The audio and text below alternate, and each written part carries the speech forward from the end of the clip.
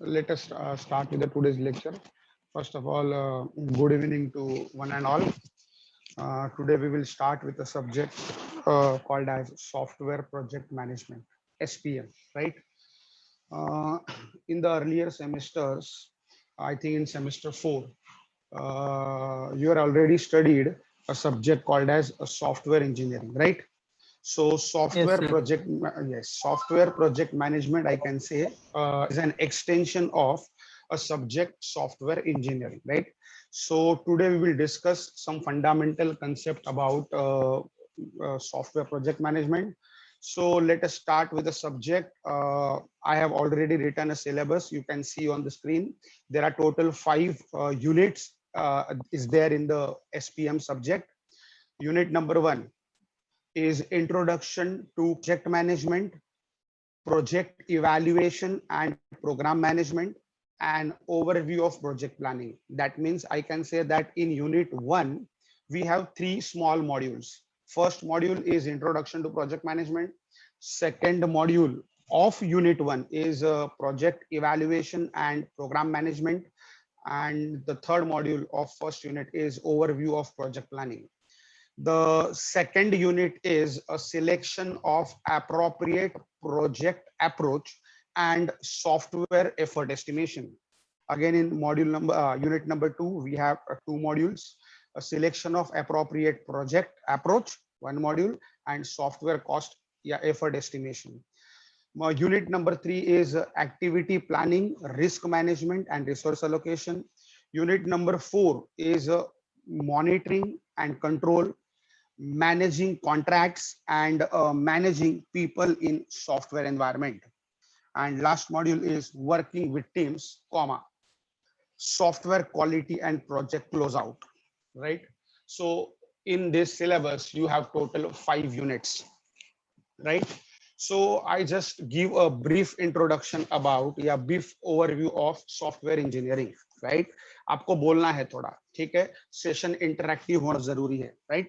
So in software engineering, my question is कि software engineering में हमने क्या पढ़ा and हम software project management में क्या पढ़ेंगे?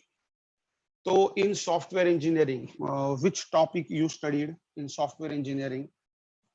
Can anyone tell me the name of the topic which you studied in software engineering? I Sir, don't want the software Software. development life cycle. Software. okay. So I can say that a life cycle model to develop a software, correct hai? So you have a number of life cycle models to develop a software, like you have studied a classical life cycle model, Waterfall model. waterfall model, yes, obviously. Prototype model you have RAD studied model. already, a rad model, okay. Spiral model you have studied, incremental model, prototype model, okay. So आपने पढ़ा software development process model, right? Then anything else?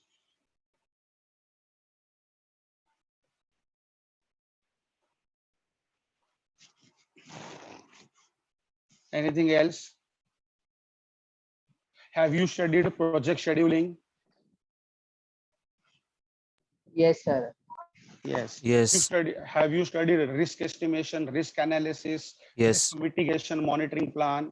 Have you studied SCM, that is software configuration management? Have you studied SQA, that is software quality assurance? Yes.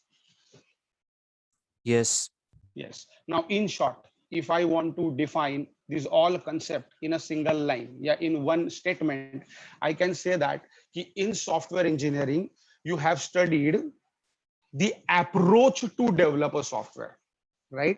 In software engineering, you have studied approach to develop a software, right? कुछ concept जो हमने software engineering में पढ़े वो concept अपने को फिर से सॉफ्टवेयर प्रोजेक्ट मैनेजमेंट में पढ़ने हैं.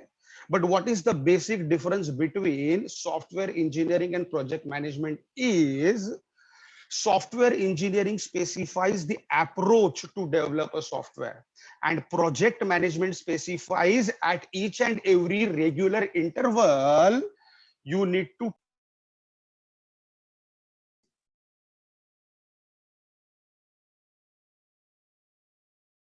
Hello, sir.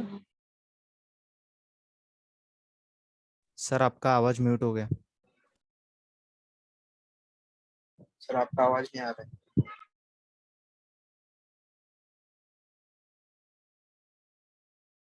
Unmute. Now it is okay. Yes sir. Yes sir.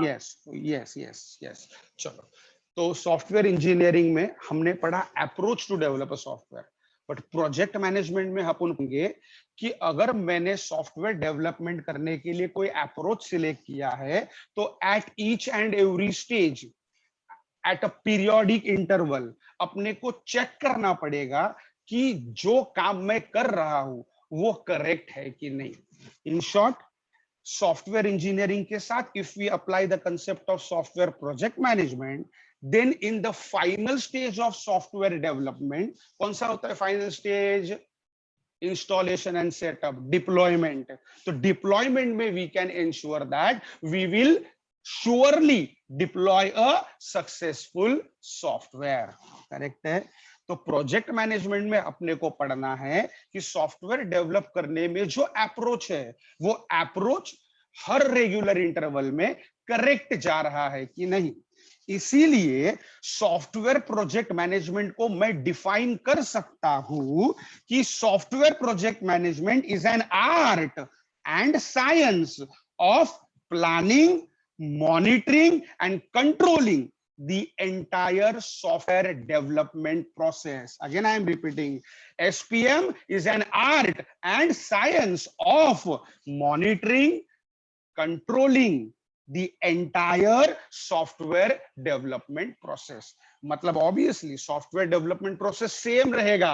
If you are using a linear model, तो ऑब्वियसली सॉफ्टवेयर डेवलप करना है तो आपको रिक्वायरमेंट गैदर करना पड़ेगा, एनालिसिस परफॉर्म करना पड़ेगा, then design, then implementation, then testing, then deployment and maintenance, ये तो करना ही पड़ेगा। But in software project management we are planning, monitoring and controlling the complete process of software development, right?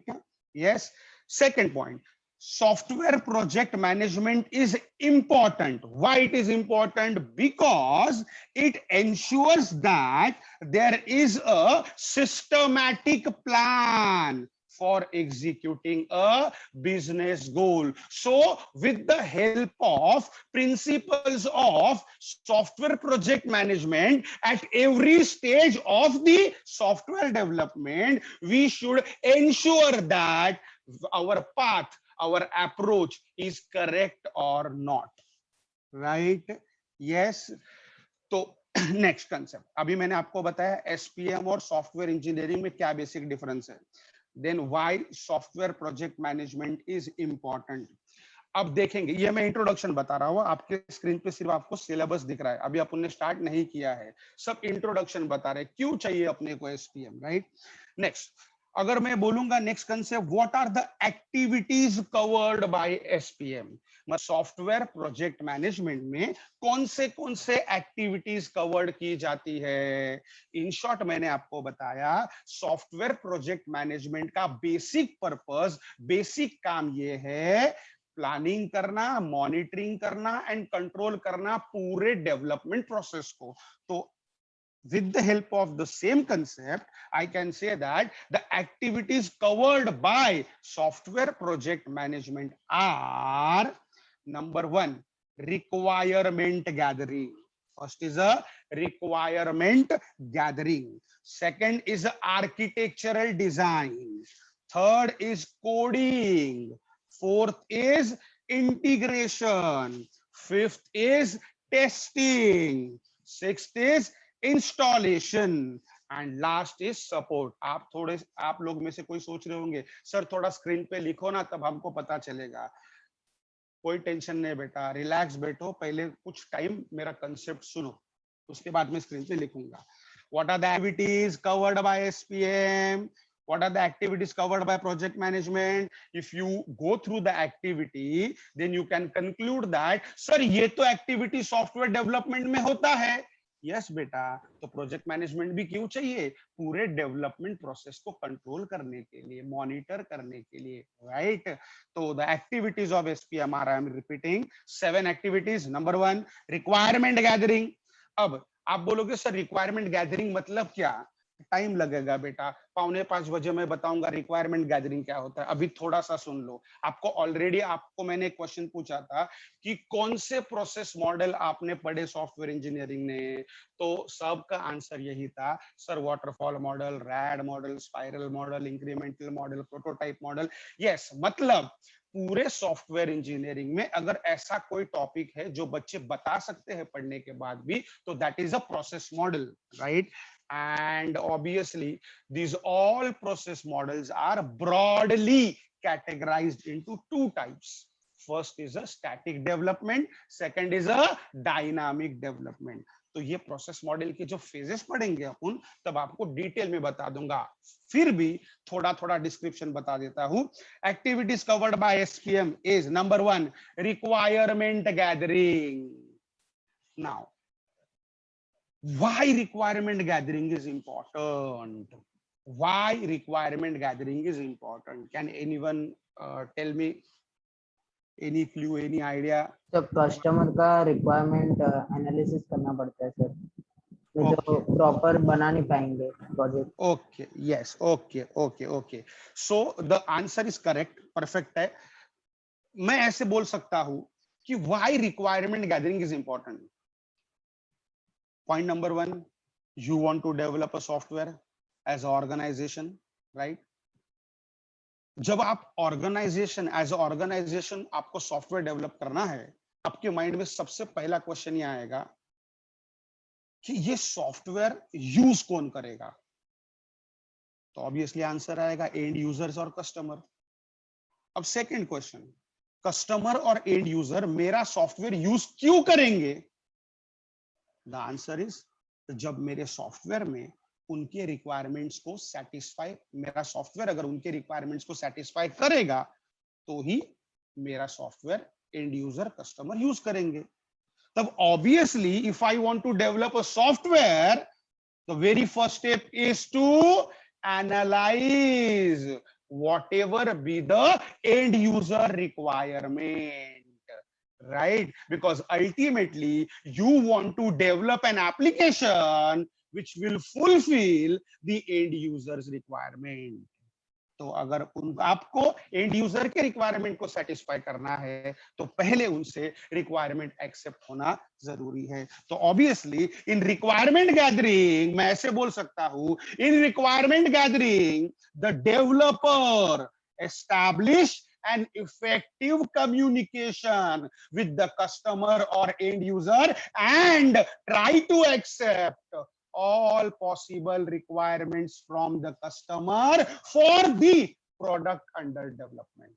Correct है? तो requirement gathering में in short upon and user से, customer से रिक्वायरमेंट्स लेते हैं, एंड जब कस्टमर से रिक्वायरमेंट एक्सेप्ट करेंगे, उसका एक डॉक्यूमेंट बनाएंगे जो नाम आपको पता है, मैं बताऊंगा आपको, that is SRS document. What is SRS? Software requirement specification. Obviously software requirement specification consist of all software and hardware requirement for the project, as well as what are implicit as well as explicit end users requirement with respect to the project. मतलब software requirement specification में तो software और hardware requirements रहेंगे ही, but उसमें implicit और explicit requirements में भी रहते हैं जो अपन कस्टमर से एक्सेप्ट करते हैं। अब इम्प्लिसिट और एक्सप्लिसिट मतलब क्या? इम्प्लिसिट एक्सप्लिसिट का साधा एग्जांपल अगर मुझे देना है, एकदम सिंपल एग्जांपल जो सबको समझ में आएगा, ठीक है? पर्पस क्या है समझ में आना चाहिए, right? What is implicit requirement? Simple example, suppose अभी तो सब कुछ ऑनलाइन चल रहा है, राइट? सब कुछ ऑनलाइन चल रहा है।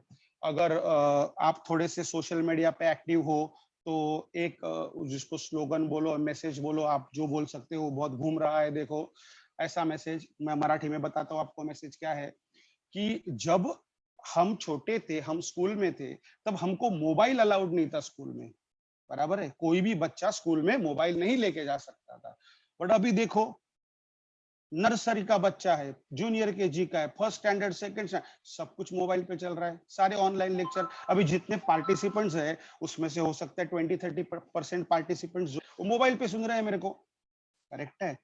यस। तो इतना इंपॉर्टेंट हो Yes, गया। sir. तो उसी के रिलेटेड एग्जांपल बताता हूँ। Suppose if you want to buy if you want to purchase a new mobile, अगर आपको नया मोबाइल परचेस करना है, राइट तो ऑब्वियसली आप गैलरी में जाते हो, ऑनलाइन, जो भी, वो अपने को इंपॉर्टेंट नहीं, वो अपना सॉफ्टवेयर इंजीनियरिंग प्रोजेक्ट मैनेजमेंट का फंडा नहीं है। आपको नया मोबाइल परचेस करना है, तो जब आप गैलरी में जाते हो या जब आप ऑनलाइन चेक करते हो, तो आपके माइंड में एक सेट रिक्वायरमेंट होता है, राइट?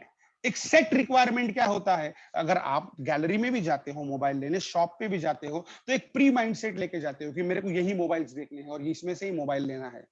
मतलब आपके दिमाग में जो प्री माइंड सेट है, that is your requirement. What is your requirement? Screen का साइज भाई इतना इतना होना चाहिए, राइट?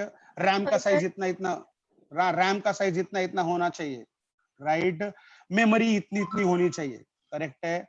यस। साउंड क्वालिटी ये होना चाहिए, कैमरा मेगापिक्सल ये होना चाहिए। तो एक प्री माइंडसेट से आप जाते हो गैलरी में मोबाइल को लेने के लिए, ऑनलाइन लेते हो तब भी, करेक्ट है? अब जब आप शॉप में जाते हो, आप जो मोबाइल सिलेक्ट करते हो, मोबाइल बॉक्स पैक में आता है, राइट? करेक्ट है? अब मुझे बताओ उस पैक पे, जो मोबाइल का बॉक्स है, उस बॉक्स पे कहीं भी आपको ऐसा लिखा हुआ मिलेगा क्या? बताता हूं स्टेटमेंट क्या है। उस बॉक्स पे कहीं भी ऐसा लिखा हुआ होता है क्या कि this device is used for communication purpose? No, sir. इसका मतलब क्या है बेटा?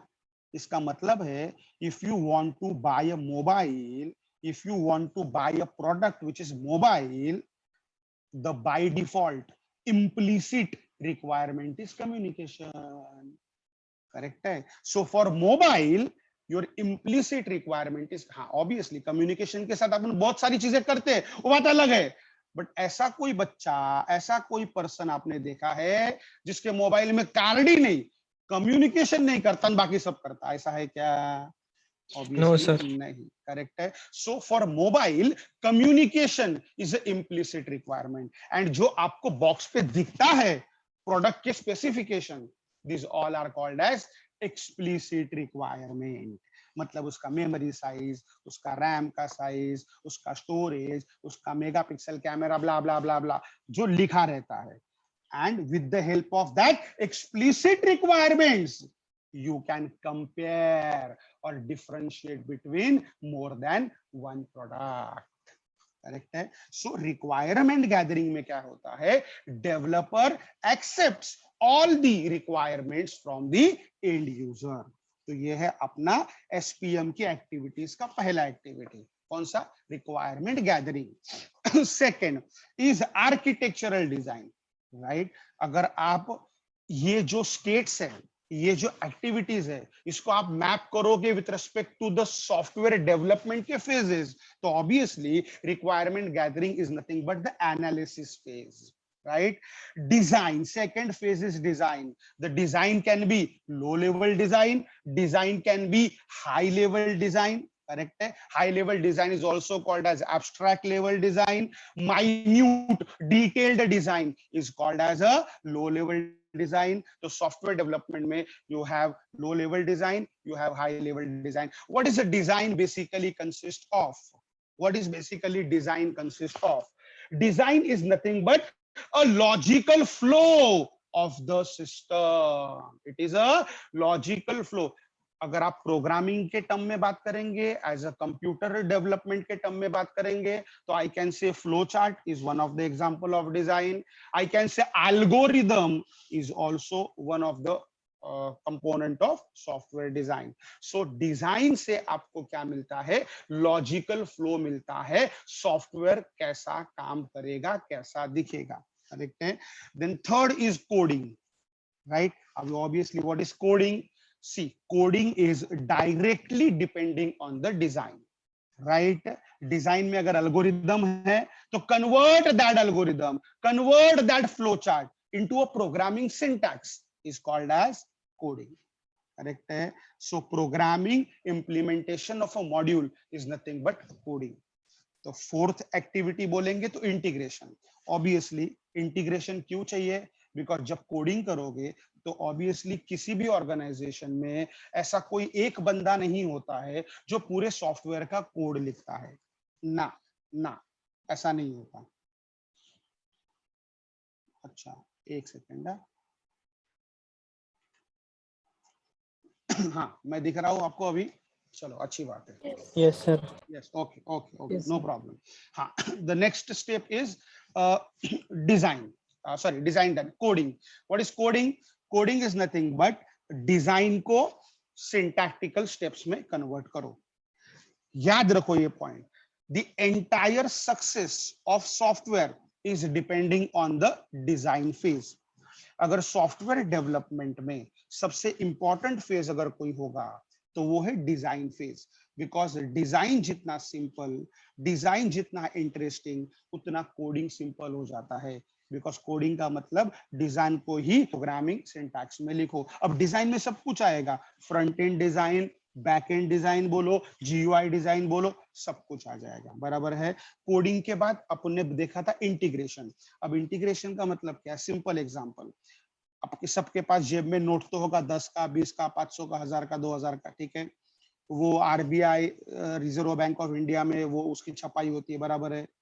उसका प्रोसेस अगर आपने कहीं देखा होगा तो क्या कोई एक आदमी होता है जो पूरा का पूरा नोट बनाता है? नहीं, राइट।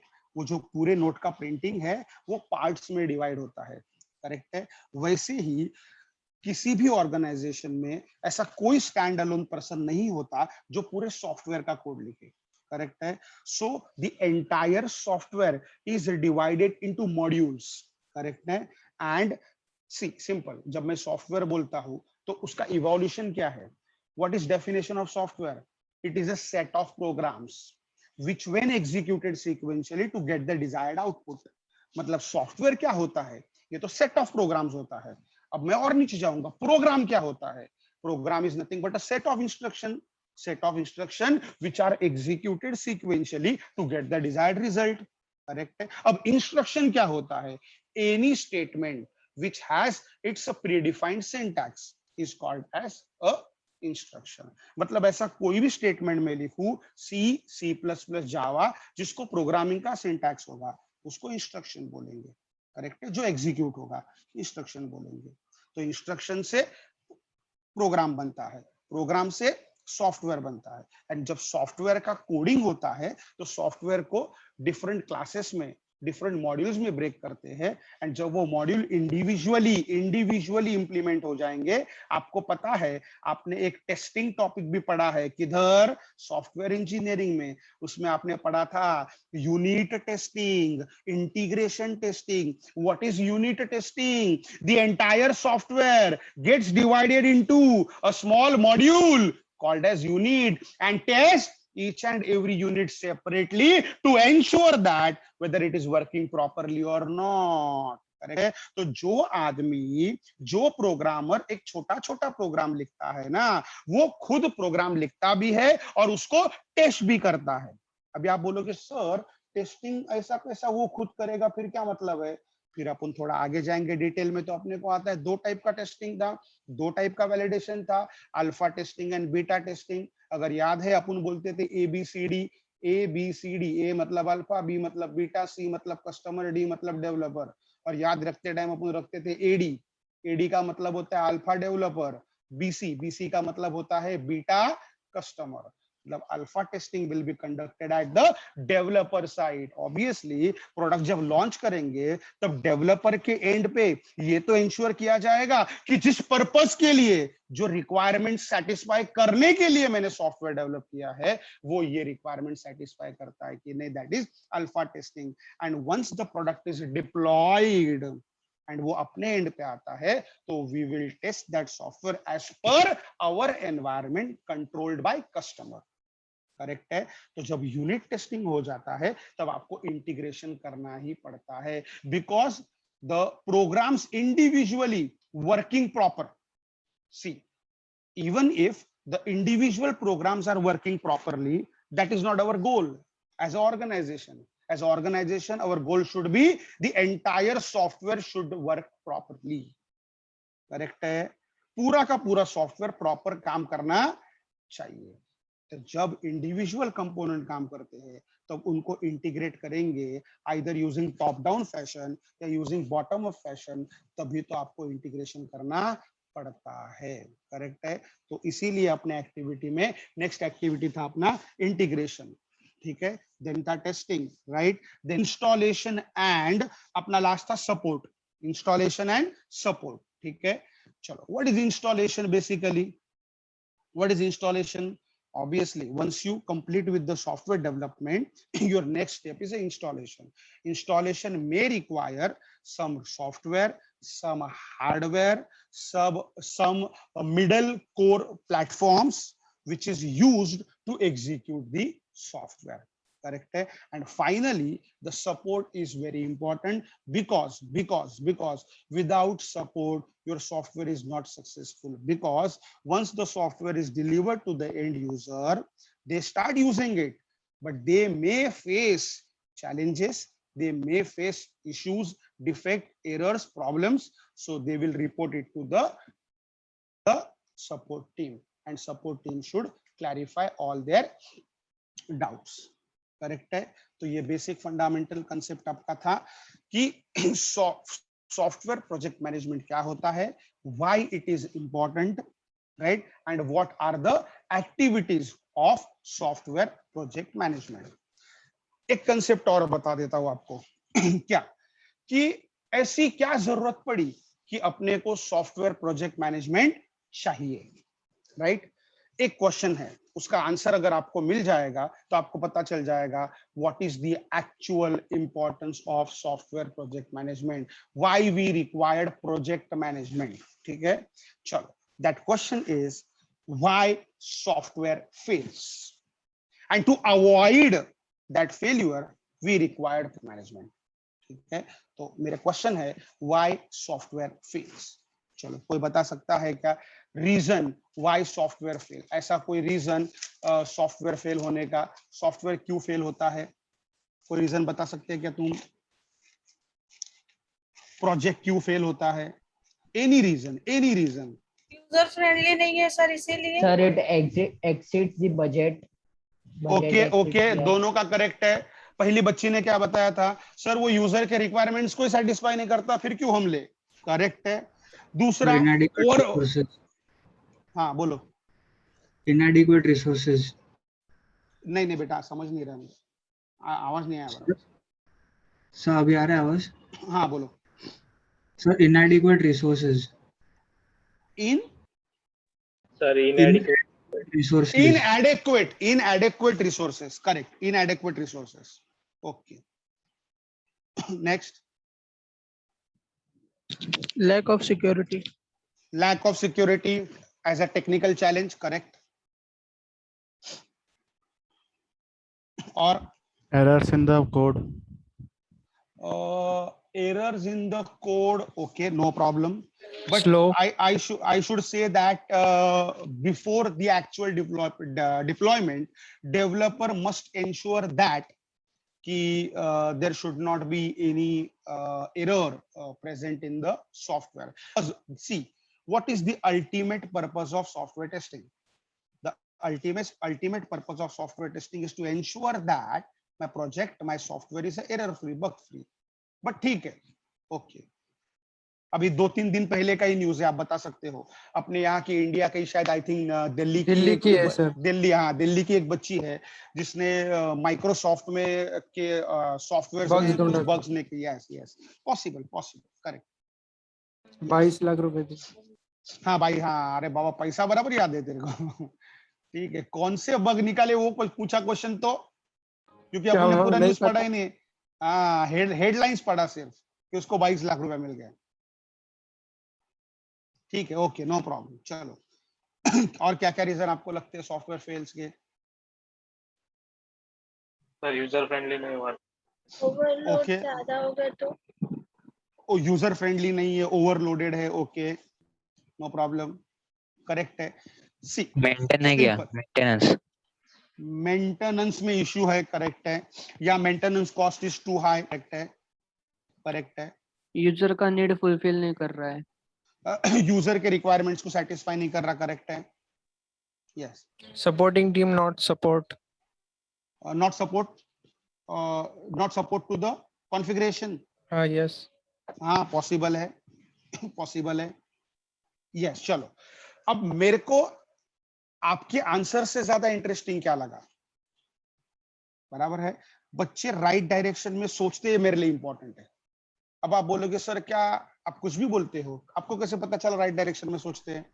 क्योंकि जितने भी स्टूडेंट ने आंसर दिया ना, वो सारे के सारे सर करेक्ट है, पहला पॉइंट।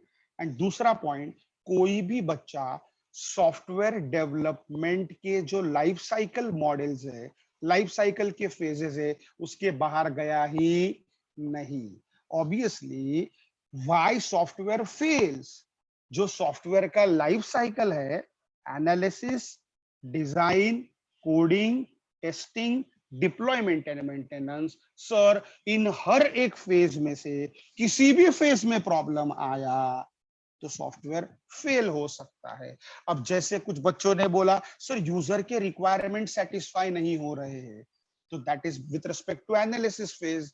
अब ये से टाइप का एरर, सेम पॉइंट बुक में लिखा है, बट बुक में क्या लिखा है, बुक में ऐसा लिखा रहेगा, reason number 1, a communication gap between customer and developer. अभी due to communication gap, developer can not able to extract all the requirement from the end user. अगर कुछ रिक्वायरमेंट्स रह गई तो वो अपने सॉफ्टवेयर में इनकॉर्पोरेट नहीं होंगी। अच्छा, कस्टमर को टेक्निकल नॉलेज नहीं है, customer can not explicitly specify all their requirements, उसकी वजह से भी तुम्हारे सॉफ्टवेयर में कुछ रिक्वायरमेंट्स मिसिंग रहेंगी, करेक्ट है। जैसे कम्युनिकेशन गैप बोला, उसकी वजह से हो सकता है, राइट। टेक्निकल रहेंगे, डिजाइन में प्रॉब्लम रहेगा, टेस्टिंग प्रॉपर नहीं किया होगा, डिप्लॉयमेंट मेंटेनेंस सपोर्ट नहीं होगा, करेक्ट है। तो अल्टीमेटली आप सोच क्या रहे हो, सर डेवलपमेंट फेजेस में कहीं पे भी प्रॉब्लम आया तो सॉफ्टवेयर फेल हो सकता है, दैट इज करेक्ट। अब बुक्स में क्या लिखा है, 10 reasons why software fails and why we required project management in failure से बचने के लिए we required a project management, right? Point number 1, miscalculated time and budget frame। ये एक बच्चे ने मुझे बोला सर बजट का इशू होगा तब, करेक्ट है, राइट। क्या है, miscalculated time and budget frame, that means the obviously that error, yeah, that failure point is actually belongs to planning phase, right? क्योंकि जब प्लानिंग फेज एग्जीक्यूट होता है तब डिसाइड होता है कि what is the budget and what is the timeline to complete the project. And if timeline slips, budget अगर fail होता है, शेड्यूलिंग अगर स्लिप होता है, राइट, तो इसके लिए रिस्केबिलिटी प्लानिंग की आती है, right. So point number 1 is miscalculated time and budget frames. Second, was it needed at all? एक बच्चे ने बोला सर कस्टमर के रिक्वायरमेंट्स ही सेटिस्फाई नहीं होंगे, या वहां से जो सेटिस्फाई हो रहा है वो कस्टमर को चाहिए नहीं। तो second point is was it needed at all, मतलब जो रिक्वायरमेंट्स आपने डाले हुए हैं क्या वो जरूरी थे, क्या वो एंड यूजर्स के रिक्वायरमेंट थे। Third point is lack of communication, right? So a lack of communication between customer and developer leads a false या faulty requirement specification. Point number 4, no end user involvement। अब ये जो specifically no end user involvement ये point है, that is belonging to a prototyping environment, that is belonging to a dynamic environment। जैसे मैंने आपको बताया 2 टाइप के डेवलपमेंट होते हैं, static as well as dynamic, correct है। अब स्टैटिक को स्टैटिक क्यों बोलते हैं, डायनामिक को डायनामिक क्यों बोलते हैं? तो स्टैटिक का मतलब होता है, करेक्ट, स्टैटिक मतलब fix, right. once you finalize your requirement, नहीं पूरा सुनो, स्टैटिक मतलब फिक्स, करेक्ट, बट फिक्स मतलब क्या, once you finalise your requirement and जब आपका डेवलपमेंट स्टार्ट हो जाएगा, then no end user can add, modify और डिलीट इट्स रिक्वायरमेंट। या सॉफ्टवेयर डेवलपमेंट स्टार्ट होने से पहले ही जब रिक्वायरमेंट फाइनलाइज हो जाता है, ऐसे मॉडल्स को स्टैटिक मॉडल बोलते हैं। डायनामिक मॉडल मतलब क्या? रिक्वायरमेंट्स कंटिन्यूअसली चेंजिंग होते रहेगा। आप बोलोगे सर रिक्वायरमेंट्स अगर कंटिन्यूअसली चेंज होने वाला है तो ये फिर डेवलपमेंट कैसे होगा? इसीलिए मैंने बताया dynamic model suitable for evolutionary development, prototype model. That means here for dynamic requirements, developers are interested in developing a prototype rather than the complete project, right? And obviously a single prototype is a single standalone project. क्या बोला मैंने? Single prototype is a single standalone project. अब आपको बताता हूं evolutionary मतलब क्या, आपको बताता हूं प्रोटोटाइप मतलब क्या। सिंपल एग्जांपल दूंगा जिससे आपके कंसेप्ट क्लियर हो जाएंगे, ठीक है? अब आते हैं सिंपल कंसेप्ट के ऊपर। कोई भी कंपनी ले सकते हो, इवन सॉरी कोई भी इंडस्ट्री ले सकते हो। You can consider our industry, IT, information technology. It works on a prototype model. It works on a evolutionary development, right? Works on a dynamic model. Even automobile industry works on a dynamic model. Even telecommunication industry works on a same model. Even power industry works on the same model. अभी आप बोलोगे sir IT industry मतलब, simple example देता हूं। अपने पास अपने सबको पता है ऑपरेटिंग सिस्टम क्या होता है, करेक्ट है, राइट? चलो, आपने कौन सा ऑपरेटिंग सिस्टम सबसे पहला यूज करना शुरू कर दिया, या आपने जब सबसे पहले कंप्यूटर? विंडोज। विंडोज कौन? Windows XP. Okay, Windows XP, Windows 10। Windows 10 मतलब तू अभी अभी यूज करने लगा क्या computer? Windows 7। Yes sir. Windows 7। Okay okay okay okay Windows 7 ultimate. Okay. सबसे पहले डॉस भी था, सुना होगा नाम आपने? Yes sir. चलो Yes, बहुत sir. ज्यादा पीछे, ठीक है, बहुत Linux। पीछे नहीं, बराबर पीछे नहीं जाता। हाँ, लिनक्स। ओके। अगर विंडोज की बात करेंगे, विंडोज 95, विंडोज 98, विस्टा, विंडोज 2000, बराबर, Windows 2000, Windows XP, Windows Vista, Windows 7, 8, 10, correct है? अरे यस। तो ये क्या है? Yes sir. ये एक प्रोटोटाइप ही है ना, राइट? एंड कंपैटिबिलिटी के बारे में बात करोगे तो it is obviously forward compatible, backward compatible. अब फॉरवर्ड कंपैटिबिलिटी का मतलब क्या होता है? When you want to develop a software, compatibility is very important, right? अब आपको सिंपल एग्जांपल से बताता हूं कंपैटिबिलिटी मतलब क्या होता है। आप कोई भी सॉफ्टवेयर का रिक्वायरमेंट स्पेसिफिकेशन डॉक्यूमेंट देखो, राइट? या अभी आप भी फाइनल ईयर में एक एप्लीकेशन डेवलप करने वाले हो एज अ प्रोजेक्ट, ठीक है? उसमें लिखा रहता है software requirement, hardware requirement, right? तो आप पढ़ो सॉफ्टवेयर रिक्वायरमेंट्स में क्या लिखा रहता है, आप पढ़ो हार्डवेयर रिक्वायरमेंट में क्या लिखा रहता है। तो you can easily find that कि सॉफ्टवेयर एंड हार्डवेयर रिक्वायरमेंट्स में सारे बेसिक रिक्वायरमेंट्स लिखे रहते हैं। मतलब वो ये नहीं बोलेंगे कि मेरा सॉफ्टवेयर अगर आपको यूज करना है, मेरा एप्लीकेशन प्रोडक्ट यूज करना है, तो you should have a i7 processor, you should have a Windows 10, ऐसा नहीं बोलेंगे कभी भी। देखो आप, डुअल कोर चलेगा, रैम 2 GB है तो भी चलेगा, मतलब वो लोएस्ट कॉन्फ़िगरेशन देते हैं, राइट? क्यों? क्योंकि ऑब्वियसली अगर बैकवर्ड कंपैटिबिलिटी की बात करेंगे तो सबके पास 2 GB का रैम तो होगा ही ना आजकल, बराबर? सबके पास विंडोज एक्सपी, विंडोज 2000 तो होगा ही ना, करेक्ट है? Yes sir. अब जब आप सॉफ्टवेयर डेवलप करते हो ना, तो what you think is that कि मेरा सॉफ्टवेयर मैक्सिमम लोगों ने यूज करना चाहिए, राइट? तभी मेरे को ऑब्वियसली प्रॉफिट होगा, करेक्ट है? तो फॉरवर्ड कंपैटिबिलिटी के बारे में सोचते हो। फॉरवर्ड कंपैटिबिलिटी मतलब सपोज आपका software is working correctly on Windows 7, right? आपने सॉफ्टवेयर लॉन्च किया, विंडोज 7 अभी रिसेंटली मार्केट में अवेलेबल है, विंडोज 7 पे आपका सॉफ्टवेयर प्रॉपरली चल रहा है, तो आपका सॉफ्टवेयर विंडोज 8 पे भी चलना चाहिए, 10 पे भी चलना चाहिए, 12 पे भी चलना चाहिए, 200 पे भी चलना चाहिए। एग्जाम्पल दे रहा हूँ मैं, करेक्ट है।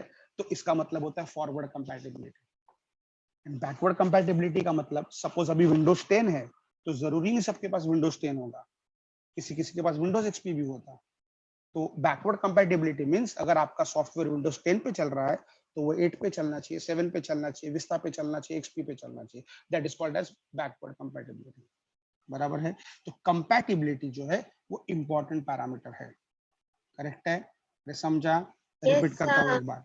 हाँ, why software fails? Point number 1 मैंने बताया था, miscalculated time and budget frame, right? Second, was it needed at all? Point number 3, lack of communication. Point number 4, no end user involvement, right? Point number 5 is unfocused executive sponsors. Unfocused executive sponsors. ये point थोड़ा सा ऐसा मुझे मिला मेरे और book के जो 10 पॉइंट्स है उसमें से, जिसके ऊपर आपने फोकस नहीं किया। बट डोंट वरी, आपको एक वर्ड पता होगा, स्टेक होल्डर्स, करेक्ट है। Yes, sir. Yes, sir. what is stakeholders? What is a stakeholder? तो उन लोग परसेंटेज होल्ड करते हैं। मैंने स्टेक होल्डर्स बताया बेटा, ठीक है, परसेंटेज होल्ड करते, करेक्ट है। वो ज्यादा सूट करता है शेयर होल्डर के लिए, स्टेक होल्डर्स नहीं। Sir, person involved during the development of project and software. अच्छा चलो इतना बता दो मुझे, कौन कौन मेंबर्स आते हैं स्टेक होल्डर्स में? सर जितने लोग भी इन्वॉल्व इन्वेस्टर्स, डेवलपमेंट करने के लिए। इन्वेस्टर्स, ओके ओके, और जितने लोग डेवलप कर रहे हैं, board okay, members, board members, okay, correct है। और ठीक है, चलो अब मैं आपको एक सिंपल स्टेटमेंट बताता हूं रिगार्डिंग स्टेक होल्डर। उसके बाद आपका लाइफ टाइम स्टेक होल्डर का कंसेप्ट क्लियर हो जाएगा, राइट। एक स्टेटमेंट सुनो तो आपको पता चल जाएगा, इसके आगे आप गलती करोगे नहीं। स्टेक होल्डर्स क्या होता है? ऑब्वियसली आपने जितना बताया सब स्टेक होल्डर्स ही होते हैं, बट अगर उसको डिफाइन करना होगा या उसको अच्छे से समझाना होगा तो what is stakeholder? All those entities, क्या बोला मैंने?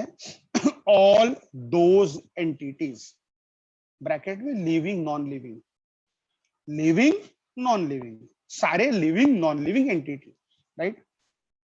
दोनों ध्यान से, all the entities which are directly or indirectly affected by the progress of a software. Repeat करता हूं, all those entities, living or non-living, which are directly affected by the progress of software is called as stakeholders. मतलब ऐसी सारी entity, ऐसे सारे living non living, ऐसे सारे लोग जो सॉफ्टवेयर से डायरेक्टली और इनडायरेक्टली अफेक्टेड है, उन सब को स्टेक होल्डर बोला जाता है। मतलब अगर सॉफ्टवेयर को फायदा हुआ तो उन सब को फायदा होगा, सॉफ्टवेयर को नुकसान होगा तो उन सब को नुकसान होगा। तो ऐसे सारे एंटिटी, ऐसे सारे लोग, ऐसे non living living things which are directly or indirectly affected by the progress of software is called as stakeholders. अब रुको, एग्जाम्पल देके बताता हूं तो ये जो डेफिनेशन मैंने बताया कंसेप्ट क्लियर हो जाएगा। डायरेक्टली और इनडायरेक्टली मतलब क्या? कौन कौन होता है स्टेक होल्डर्स में? पहला developer, right, developer is a stakeholder. अब जब मैं डेवलपर बोलता हूं तो उसमें सब आ गए।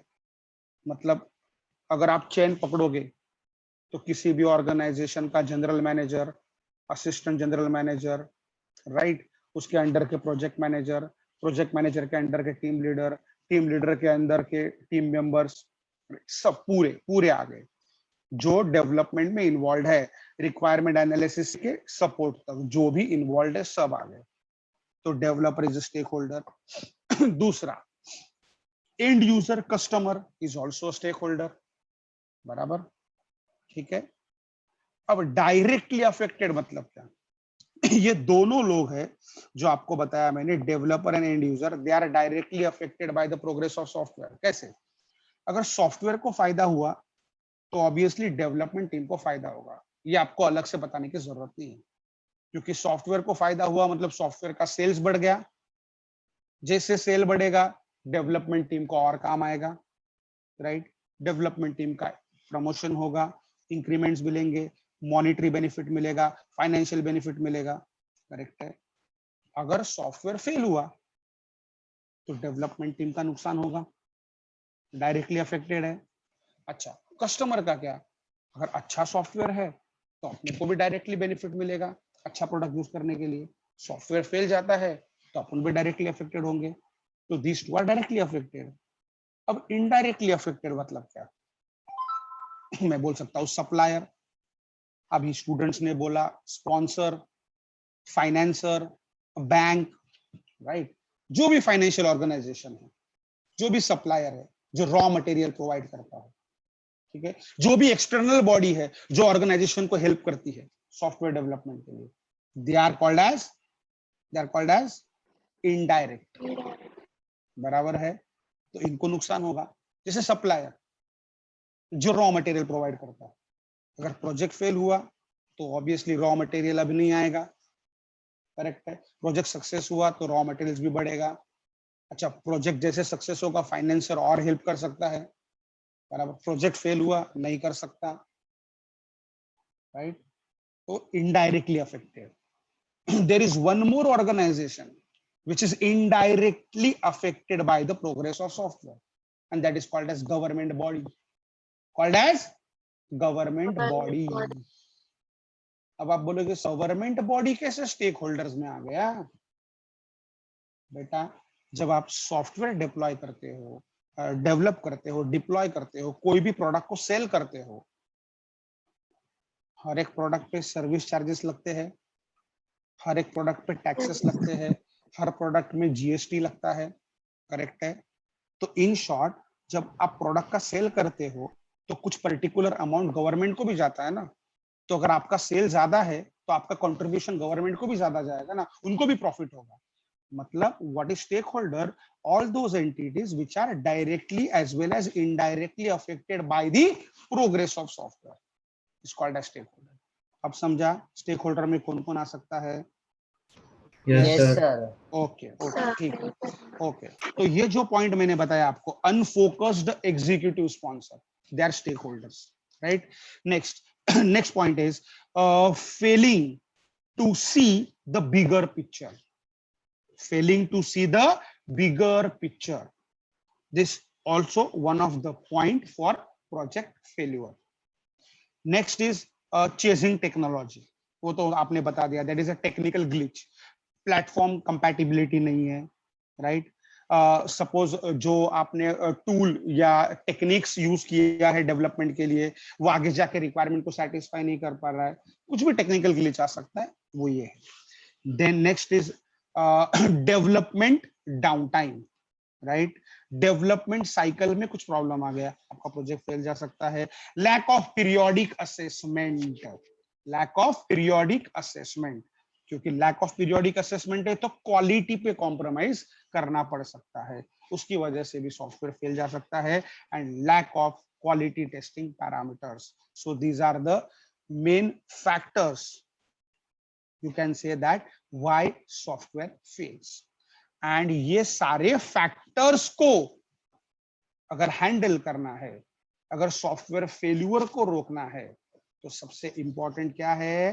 Perform periodic assessment. देखो, आपका फाइनल एग्जाम के पहले कॉलेज वाले 2 एग्जाम लेते हैं कि नहीं? यस, कॉलेज वाले 2 एग्जाम, वो 2 एग्जाम को आप क्या बोलते हो? आप इंटरनल असेसमेंट बोलते हैं, आप यूनिट 1 यूनिट 2 बोलते हो, बट उसका पर्पस क्या है? It is a periodic assessment tool to assess a particular student. ठीक है, तो पीरियोडिक असेसमेंट इंपॉर्टेंट है, एंड पीरियोडिक असेसमेंट कौन करेगा? मैनेजमेंट टीम, करेक्ट है। वो कहाँ आएंगे? Controlling, monitoring, right, yes. तो ये जो प्रोजेक्ट फेल्यूर नहीं होना चाहिए, इसीलिए सॉफ्टवेयर प्रोजेक्ट मैनेजमेंट इंपॉर्टेंट है, करेक्ट है। मैं सिर्फ बोल रहा हूं और आप सुन रहे हैं। अगर थोड़ा सा भी ऐसा लगता है कि सर ये बहुत स्टैटिक हो रहा है, कुछ डायनामिक चाहिए, तो अपन नेक्स्ट कंसेप्ट जो है वो लिख के एक्सप्लेन करेंगे। बट एज ऑफ नाउ मैंने आपको क्या बताया? What is software project management, what is importance of software project management, what are the activities carried out in project management, and what are the reason why software is failing, right, why software fails, correct है। Yes, sir. अब आएगा life cycle of the project management. क्या आएगा? Life cycle of the project management. Comfortable है? किसी को कुछ समझ में नहीं आ रहा है? आवाज नहीं आ रहा है? पिक्चर नहीं दिख रहा है? ऐसा कुछ है क्या? No sir. Okay, handwriting जो आपके स्क्रीन पे दिख रहा है, is it visible? Yes, sir. Okay sir अब मैं थोड़ा सा हा सब्जेक्ट शिकण्यासाठी मागचे सॉफ्टवेअर इंजिनिअरिंग शिकणं गरजेचं आहे का? नेसेसरी नाही आहे असं काहीच। Okay sir. हा का काय झालं? ते बेसिक तिकडचे कसं आमचं कॉलेज कसं होतं ऑनलाईन असल्यामुळे मी जास्त नाही हे घेतलं. नाही, मला टेन्शन माहिती नको नाही घेऊ। त्यातलं. हा तुझ्यासारखी बऱ्याच लोकांची परिस्थिती असणार, घाबरू नको। हा हा फक्त येस तू सर. एवढं तू अप फ्रंट येऊन सांगितलंस आणि बाकीचे लोक थोडे शाय आहेत, सांगत नाही, पण टेन्शन घेऊ नको। तुझ्याच बरोबरचे तुझेच मित्र ना रे ते, तुझ्यापेक्षा वेगळे कसे असतील, है ना? येस सर बरोबर. थँक्यू हाँ सर. फिर Yes, sir. हाँ सब यूनिटी अपना, हाँ बेटा, सबका यूनिटी अपना। Yes sir. Yes, हाँ, yes, येस sir. सर. सगळ्याची तीच कंडिशन आहे. बस बस बस बस, खाली बोलना नहीं है, खाली बोलना नहीं है, सर है मी सब फक्त वही। निमित्त होतो वाटतं. अब देखो लोगों की भावनाएं आ गई बाहर, बराबर ना? तू फक्त कारण ठरला, समजलं का? लोकांच्या मनातलं बऱ्याच दिवसातनं सत्य बाहेर आलं आता। चलो ठीक है, नेक्स्ट आएगा लाइफ साइकिल। अब मैं थोड़ा ना स्क्रीन मेरा ये हो रहा है, मैं थोड़ा मेरा वीडियो बंद कर देता हूँ, हम ड्रॉ करता हूँ, फिर वीडियो ऑन करता हूँ, ठीक है। हाँ, पहली बात तो ये जो लिखा हुआ है, आप बोलोगे सर फिर हम चैप्टर यूनिट नंबर 1 to 5 लिखिए क्या? Not required. Proper study material आपको दिया जाएगा, क्वेश्चन आंसर के फॉर्मेट में सब रहेगा, सिलेबस भी रहेगा। ये तो मैंने चैप्टर्स के नाम लिखे हुए, यूनिट के नाम लिखे हुए, आपको कंटेंट्स भी मिल जाएगा, नोट्स में सब कुछ अवेलेबल है, ठीक है, कुछ लिखने की जरूरत नहीं है, राइट। डायग्राम्स वगैरह रहेगा, वो निकालूंगा मैं, तब मैं बोलूंगा आपको निकालो। बट ठीक है, आज फर्स्ट लेक्चर है, बेसिक इंट्रोडक्शन अगर अपने को चलता है तो अपन नेक्स्ट लेक्चर से स्टार्ट करेंगे। बट अपने को सिर्फ इतना पता चलना चाहिए एसपीएम है क्या, अपने को क्या क्या पढ़ना है। अभी सिर्फ अगर आप स्क्रीन पे देखते हो कि सिलेबस, राइट, तो इतने सारे वर्ड्स, इतने सारे शब्द आपने ऑलरेडी सुन के रखे। हाँ, डिटेल नहीं पता है, बट ठीक है, बट सुने तो है। Project evaluation, management, project planning, है ना, approach to develop a software. App to develop a software is nothing but जो आपने बताया मुझे स्टार्टिंग में, आएंगे मैं उधर आऊंगा, waterfall model and all model, ठीक है। सॉफ्टवेयर एफर्ट एस्टिमेशन आपने थोड़ा थोड़ा पढ़ा है, what is effort estimation, what is a cost estimation. 2 model आपने पढ़े, पहला function point estimation, second is a Kokomo, बराबर ना, that is constructive cost modelling technique, right, वो अपने को है, राइट। मतलब in short software project management में सॉफ्टवेयर डेवलपमेंट होगा, बट पैरेलली इस डेवलपमेंट को कैसा असेस करना है, इस डेवलपमेंट को कैसे वेरीफाई करना है, कंट्रोल करना है, हमेशा इंश्योर करना है कि मैं जो कर रहा हूं वो करेक्ट है, इस प्रोजेक्ट मैनेजमेंट, ठीक है। एक्टिविटी प्लानिंग, रिस्क मैनेजमेंट आपने पढ़ा है थोड़ा थोड़ा, मतलब वर्ड्स मुझे नहीं चाहिए आपने पढ़ा है, कोई टेंशन मत लो, सारे कंसेप्ट आएंगे इधर। मॉनिटरिंग एंड कंट्रोल है, राइट। फिर पीपल इन्वॉल्वमेंट या managing of people in software environment आपने पढ़ा था, थोड़ा सा या मतलब सुना होगा, बराबर। कौन सा?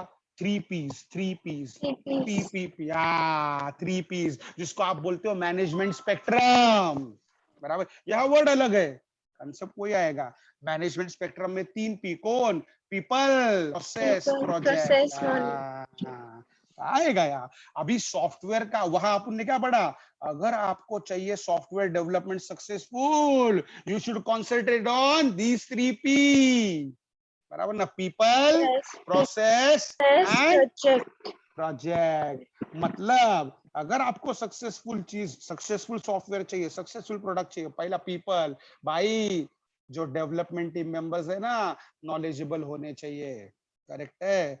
यस, वो कोई भी टास्क को हैंडल उनको करने को आना चाहिए, टेक्निकल नॉलेज होना चाहिए, राइट? एंड बाकी के जो good communication, good written skill, ये सब तो स्किल छोटे छोटे वो तो रहने चाहिए। मतलब इन शॉर्ट, अगर रिजल्ट अच्छा चाहिए तो डेवलपमेंट में लोग भी अच्छे होने चाहिए।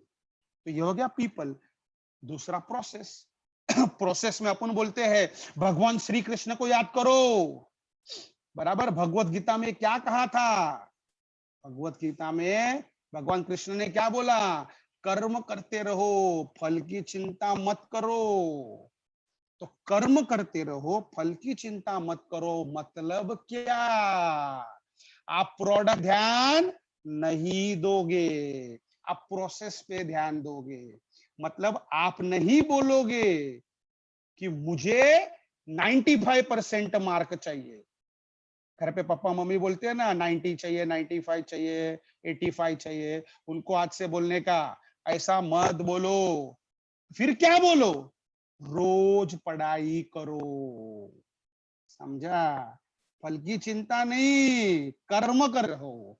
परसेंटेज नहीं चाहिए, रोज का कंटिन्यूअस रिगरसली पढ़ाई। अब मुझे बताओ, रोज रिगरसली कंटिन्यूअसली पढ़ाई करोगे, प्रोसेस पे ध्यान दोगे, प्रोडक्ट तो अच्छा ही रहेगा ना। अगर कर्म अच्छे है तो फल अच्छा ही मिलेगा ना।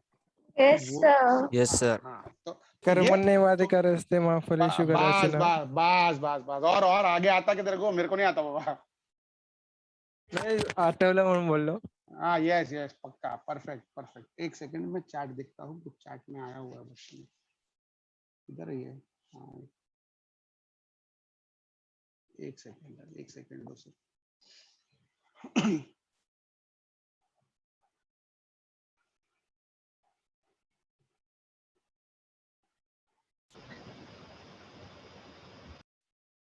ओके ओके, ठीक है।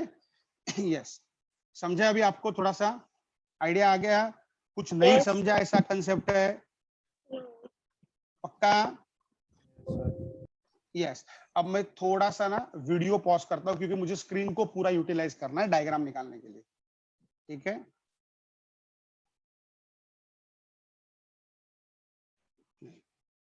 मैं हुआ इधर ही, टेंशन मत लो।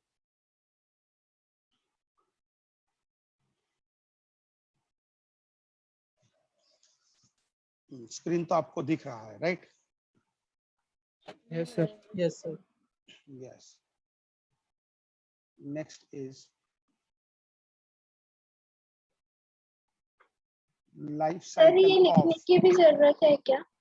मत, अभी कुछ भी मत लिखो आज।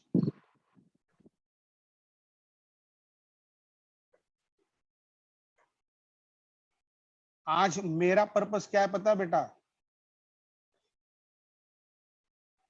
पर्पस ये है to establish a compatibility, right?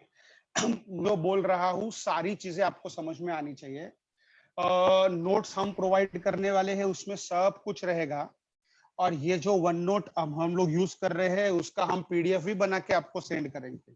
कोई टेंशन नहीं लेने वाली काम, बराबर है? देखो ना, आप अगर देखते हो तो टॉप लेफ्ट में आपको एसपीएम दिख रहा होगा।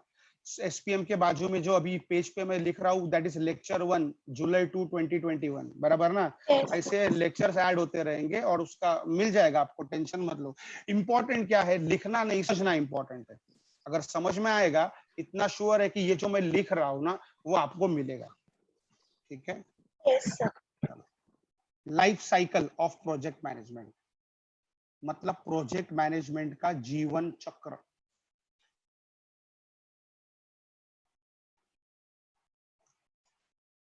हैंड राइटिंग मेरा होप सो आपको समझ रहा है।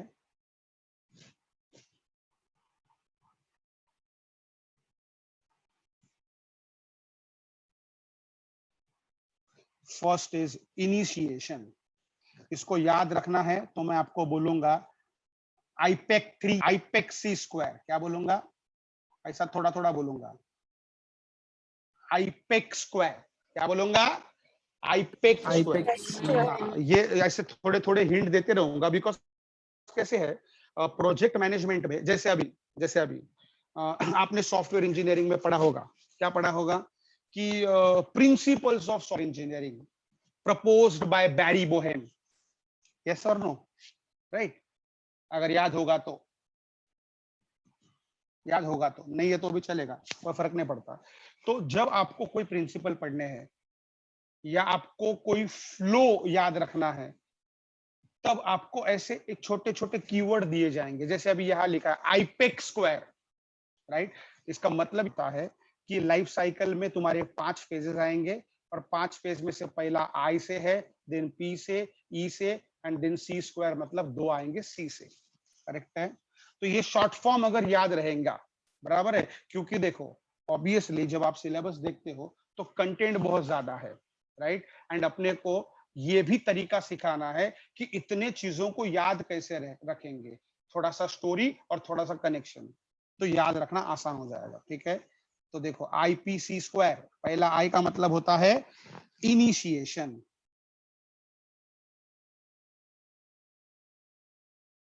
इनिशिएशन। ठीक है? सेकेंड इज पी, पी का मतलब है प्लानिंग। ठीक है? नेक्स्ट इज योर ई, ई का मतलब होता है एग्जीक्यूशन, राइट? नेक्स्ट होता है सी, सी का मतलब होता है कंट्रोल, एंड लास्ट होता है आपका सी, सी का मतलब होता है last, that is closure, right? This life cycle begins. आप बोलोगे लाइफ साइकिल बिगिंस, याद करो पुनर्जन्म की कहानी। ठीक है? चलो अब देखो यहां life cycle of the project management. Colour change कर देता हूं। Life cycle of the project management. So project management के लाइफ साइकिल में we have total 5 phases, right? First is initiation, right? अब अपने को देखना है कि जब कोई सॉफ्टवेयर प्रोजेक्ट का लाइफ साइकिल होता है तो हर लाइफ साइकिल में कौन सी एक्टिविटी परफॉर्म की जाती है, कौन सी एक्टिविटी परफॉर्म की जाती है, राइट? तो अब सबसे पहला फेज है इनिशिएशन। तो इनिशिएशन मतलब ऑब्वियसली इनिशियलाइजेशन। अब इनिशियलाइजेशन में क्या होगा? इनिशियलाइजेशन में 2 चीजें होती है, इनिशियलाइजेशन में 2 चीजें होती है। पहला सिलेक्टिंग अ प्रोजेक्ट, क्या है? पहला आएगा सिलेक्टिंग अ प्रोजेक्ट, प्रोजेक्ट को सिलेक्ट करो। ऑब्वियसली काम शुरू करो मतलब क्या? प्रोजेक्ट को सिलेक्ट करो, और ये प्रोजेक्ट को कौन लोग कंप्लीट करने वाले हैं उस टीम को सिलेक्ट करो, right? So in initiation there are the 2 activities to be carried out in phase 1. First is a selecting the project, and second is assign project manager. Captain of the project is a project manager. आपने जो बोला ना कि what all activities, मैंने बताया 15 minute पहले, what all activities performed in project management देखा, but कौन करेगा? Project manager, because project manager is the incharge of the project. बराबर है? सो इनिशिएशन में select a project and assign project manager। यहाँ PM मतलब project manager, right? Project manager plus the team members, right? तो initialisation में आपको project assign किया जाता है, प्रोजेक्ट मैनेजर, टीम मेंबर में obvious team leader, and development phases में जो काम करने वाले हैं सारे के सारे टीम मेंबर्स, राइट? ये आ गया first. Your second phase is planning. Second phase is planning. मैं ऐसे बोल सकता हूं कि प्लानिंग में 3 इंपॉर्टेंट एक्टिविटीज होती है। प्लानिंग में 3 इंपॉर्टेंट एक्टिविटी होती है। Activity number 1 is perform WBS। अब मुझे बताओ, थोड़ा सा आपकी हेल्प लगेगी मुझे। What is WBS? What is WBS? Have you heard No, sir. anything about WBS? No, sir. Oh, no problem, no problem. चलो देखो इधर, WBS stands for work breakdown structure. WBS stands for work breakdown structure. Why we required WBS? Yeah, WBS is required almost in every project, yeah, every part and parcels of our life. क्या बोला मैंने? WBS is important for every project, compulsory for every project, as well as each and every part and parcels of our life. अब बोला आप sir कैसे, ये होता क्या है WBS, क्यों चाहिए WBS? See, if you consider the entire project as a whole, ध्यान दो, if you consider the entire project as a whole, it is a very big task, right? So entire project as a whole ये एक बड़ा काम है। And अगर आप कोई बड़ा काम सोचते हो तो आपको सबसे पहले आपके दिमाग में स्ट्राइक होता है, आइला शुरुआत कहाँ से करेंगे? बराबर है, क्योंकि कोई भी बड़ा काम होता है ना, तो जो भी काम अपने को बड़ा लगता है अपने से उसकी शुरुआत नहीं हो पाती, क्योंकि अपन उसी क्वेश्चन में अड़े रहते हैं, शुरुआत कहाँ से करेंगे, राइट? तो WBS is a work breakdown structure, मतलब dividing the entire project into a small small task. क्या है?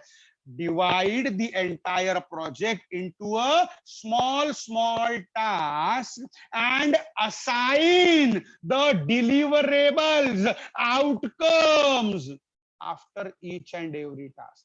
मतलब पूरे प्रोजेक्ट को आप छोटे छोटे टुकड़ों में, छोटे छोटे टास्क सब टास्क में तोड़ो, एंड हर सब टास्क कंप्लीट होने के बाद आपको डिलीवरेबल, आउटकम, आप उसको माइलस्टोन बोलते हो, वो मिलना चाहिए। तो what is milestone? Indicates that, milestone indicate करता है कि मेरा एक्स टास्क कंप्लीट हो गया, अब मुझे वाई टास्क पे काम करना है। बराबर है? And WBS is compulsory important activity for the entire project.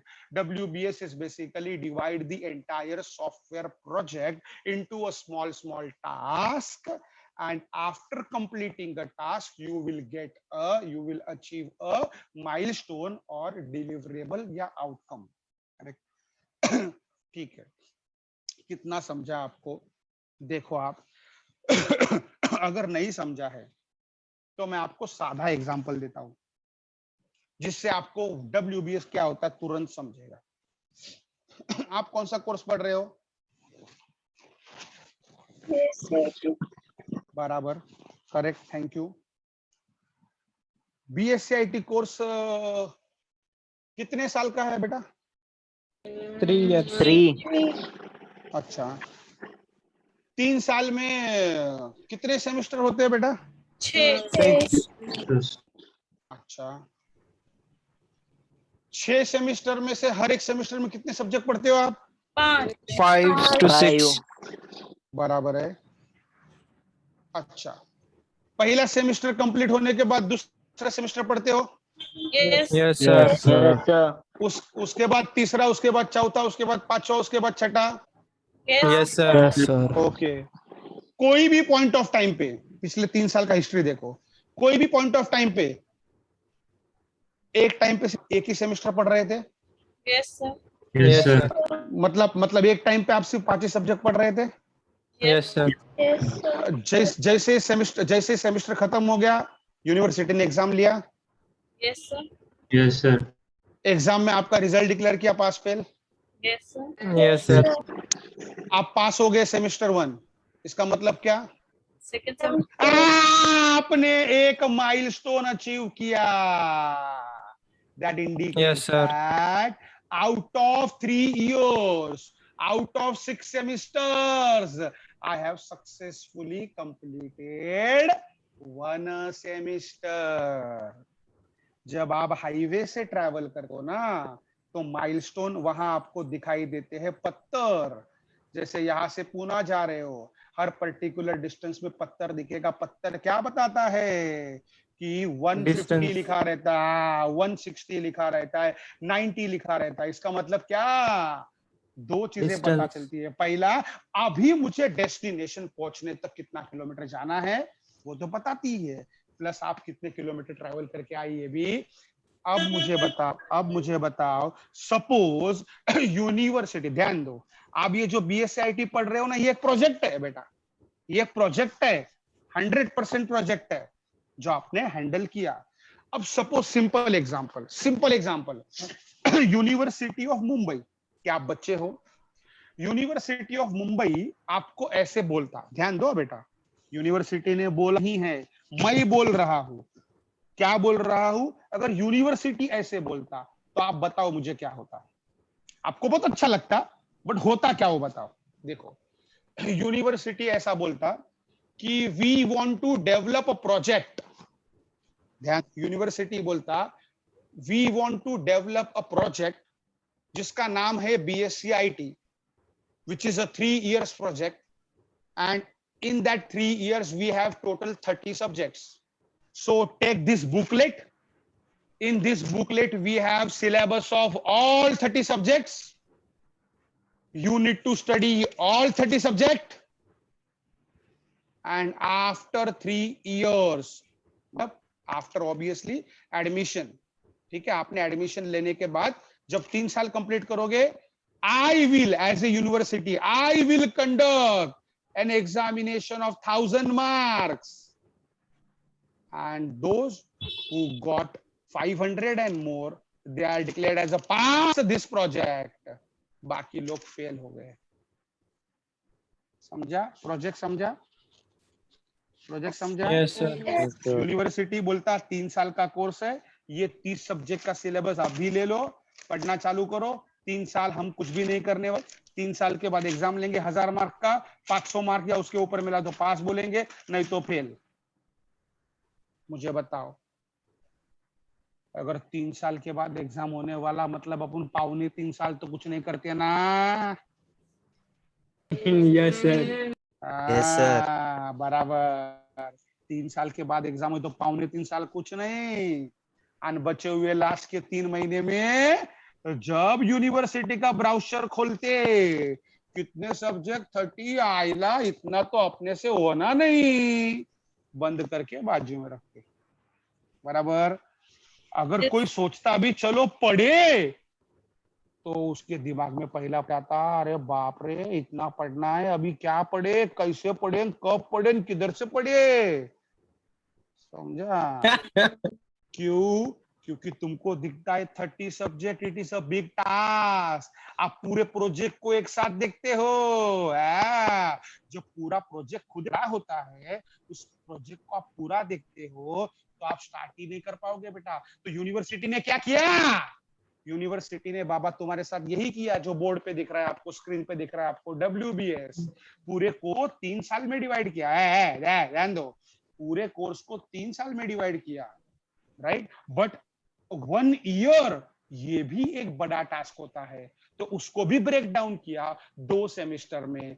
Total 30 subject, example 30 subjects है और 6 सेमेस्टर है, तो सब्जेक्ट को 5-5 में डिवाइड किया. बट डिवाइड करते टाइम यूनिवर्सिटी ने ये भी देखा कि आप पहला मैथ्स 1 पढ़ोगे, फिर मैथ्स 2, फिर मैथ्स 3, फिर मैथ्स 4. ऐसा क्यों नहीं किया? पहला मैथ्स 4 पढ़ो, फिर मैथ्स 3, फिर मैथ्स 2, फिर ऐसा क्यों नहीं किया? क्योंकि when you perform WBS, important thing is what? While performing WBS, first job, you need to identify the task. task, and then you need to identify the interdependency. भाई कौन सा टास्क कौन से टास्क पे डिपेंडेंट है? आपको 3 subject है, suppose example C, C plus plus, Java. पहला जावा क्यों नहीं डाला? अरे फिर सी प्लस प्लस, फिर सी, ऐसा क्यों नहीं किया? पहला जावा क्यों नहीं? पहला जावा डालते तो तुम्हारा होता घर पे जावा, समझा? तो पहला स्ट्रक्चर्ड, आधी बेसिक लर्निंग। स्ट्रक्चर्ड सी, फिर object oriented C plus plus, फिर प्लेटफॉर्म इंडिपेंडेंस आया, एडवांस जावा। अरे समझ रहे हो? तो ये किया क्या? 30 सब्जेक्ट तो पता थे, बट आइडेंटिफाई करना है ना इंटरडिपेंडेंसी, बराबर ना? अभी सिंपल मैथ्स में अगर लिमिट और कंटिन्यूटी नहीं आएगा तब तक डिफरेंशिएट डेरिवेटिव नहीं कर सकते, डेरिवेटिव नहीं आएगा इंटीग्रेशन नहीं कर सकते, डेरिवेटिव इंटीग्रेशन नहीं आएगा डिफरेंशियल इक्वेशन नहीं कर सकते। अरे समझा? तो ये कंसेप्ट है। तो ये इंटरडिपेंडेंसी आइडिया। हाँ, एक ही सब्जेक्ट था तुम्हारे सिलेबस में जो किसी पे भी डिपेंडेंट नहीं था। आपको सेम 1 में भी रहता तो भी उतना ही आता, 6 में भी रहता तो उतना ही आता। कौन सा? Communication skill. अपना सेम 1 में भी कम्युनिकेशन के वांदे ही थे, अभी भी क्योंकि pre requisite for communication is a 12th standard, जो हमने सबने कंप्लीट किया है सक्सेसफुली, बराबर है? तो इसीलिए तो अब यूनिवर्सिटी ने क्या किया, ध्यान दो। WBS मतलब क्या? Divide the entire project into 3 years of 6 semester. अब आप सेम 1 में थे, ध्यान दो, उससे फायदा क्या हुआ? जब आप सेम 1 में थे, आपका कंसंट्रेशन कहाँ था? सिर्फ 5 सब्जेक्ट पे। सेम 2 में क्या होने वाला है, 3 में क्या होने वाला है, 4 में क्या होने वाला है, 5 में अपन विद्यालंकार में मिलेंगे, 6 में अपन विद्यालंकार में मिलेंगे, खूब पढ़ेंगे, खूब मजा करेंगे। तभी सोचा था कि आप सेम 1 में थे? नहीं नो सोचा सर। होगा, No, sir. है ना? धमाल धमाल धमाल आएगा। सोचा था क्या? नहीं सोचा होगा। नहीं, क्योंकि अपना फोकस कहाँ था? अपना Same फोकस एक्टिविटी पे, सेम 1। तो जब यूनिवर्सिटी ने क्या किया, WBS करके तुम्हारा फोकस नैरो डाउन किया, एंड जब तुम्हारा फोकस नैरो डाउन किया तब तुमने टास्क को सक्सेसफुली कंप्लीट किया। जैसे सेम 1 का एग्जाम हो गया, रिजल्ट आ गया, माइलस्टोन मिल गया कि same 1 complete, now start with same 2। जब आप सेम 2 में आए तब सेम 1 के बारे में नहीं सोचा, 3 के ऊपर भी नहीं सोचा, सेम 2। अब ये ऐसा करते करते करते करते 6 में से 5 माइलस्टोन कंप्लीट कर दिए, और अब बचा कौन सा? ये समझा? 4 जो भी है बचा। अरे समझा? तो आपका जो फोकस है वो नैरो डाउन हुआ, एक एक्टिविटी दिखी, पूरा फोकस एक एक्टिविटी पे, कंप्लीट करो, माइलस्टोन अचीव करो, deliverable, outcomes, activity complete, go to the next activity. तो ये बड़ा बड़ा प्रोजेक्ट है ना, छोटा छोटा लगेगा और वो कंप्लीट भी हो पाएगा, राइट? तो जब आप प्लानिंग करोगे ना, तो उसमें प्लानिंग में क्या क्या होता है? पहला तो perform WBS, work breakdown structure, बराबर है? अभी टीम को असाइन किया है कि नहीं, प्रोजेक्ट मैनेजर असाइन हुआ है कि नहीं, तब हर टीम को काम देना पड़ेगा ना, कि पूरा प्रोजेक्ट मैनेजर अकेला प्रोजेक्ट संभालेगा नहीं। तो जब को टीम को काम देना है तो कैसे काम दोगे? Perform WBS and assign activity to the team member, ठीक है? सेकंड काम क्या होगा प्लानिंग में? Perform risk analysis, perform risk analysis, right? Perform detail में अगर आपने देखा होगा ऊपर वाले पेज पे जो मैंने लिखा था, रिस्क एनालिसिस अपने को डिटेल में भी पढ़ना है सिलेबस में, क्योंकि ये तो लाइफ साइकिल है ना बेटा, ये लाइफ साइकिल में जो भी होगा वही तो सिलेबस है। और अपना आज पहला लेक्चर आप ओवरव्यू करें सिलेबस का। Risk analysis, what is a risk? Risk क्या होता है? रिस्क क्या होता है? रिस्क मैनेजमेंट भी आपने थोड़ा सा पढ़ा हुआ है, समझा हुआ है, सुना हुआ है। ये जो वर्ड है ना रिस्क, ये जो वर्ड है ना रिस्क, ये आया कहां से? ये आया ग्रीक वर्ड से, ग्रीक वर्ड जिसका नाम है रेसिकेर। रेसिकेर का मतलब इंग्लिश में होता है to dare, right? What is a risk? Possibility of loss, consequences of loss, बराबर है। कौन से टाइप के रिस्क होते हैं सॉफ्टवेयर में? सॉफ्टवेयर में प्रेडिक्टिव रिस्क होती है, अनप्रेडिक्टेबल रिस्क होता है, बराबर, नोन होता है, बराबर है। जिसको प्रेडिक्ट कर सकते हो प्रेडिक्टेबल रिस्क है, जिसको प्रेडिक्ट नहीं कर सकते हो अनप्रेडिक्टेबल रिस्क होता है, बराबर है। नोन रिस्क मतलब पता ही ये ऐसा होना ही है, known risk is a kind of predictable risk, बराबर। जैसे अभी सिचुएशन चल रहा है Covid, it is totally unpredictable risk, right. And जब रिस्क प्रेडिक्टेबल है तो क्वालिटी अश्योरेंस की जो टीम होती है, कॉन्फ़िगरेशन मैनेजर वाले होते हैं ना, वो ऑलरेडी उस रिस्क को आइडेंटिफाई करते हैं एंड उस रिस्क से सॉफ्टवेयर के इम्पैक्ट को मिनिमाइज कैसे करेंगे, ये भी स्टेप्स किया जाता है। जो आपने थोड़ा सुना होगा, RMMM मतलब क्या? Risk mitigation, monitoring and management, बराबर है। तो ये ऑब्वियसली हर सॉफ्टवेयर डेवलपमेंट में। अब देखो, आपको एक क्वेश्चन पूछता हूं, why spiral model is the best suited model for any type of software development?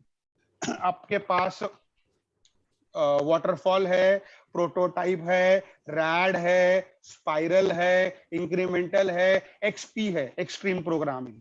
But upon generally बोला जाता है कि spiral is the best suited model for any type of development. क्यों रे?